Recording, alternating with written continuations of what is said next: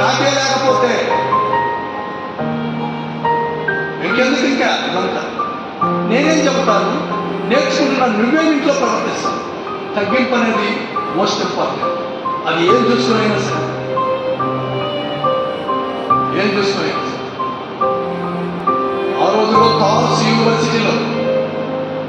యూనివర్సిటీలో ప్రొఫెసర్ గమలియల్ దగ్గర విద్యాభ్యాసం చేసినటువంటి ఆ రోజుల్లో కోటేశ్వరుడు పంచకాండాలను మింగి రసాన్ని మింగినోడు.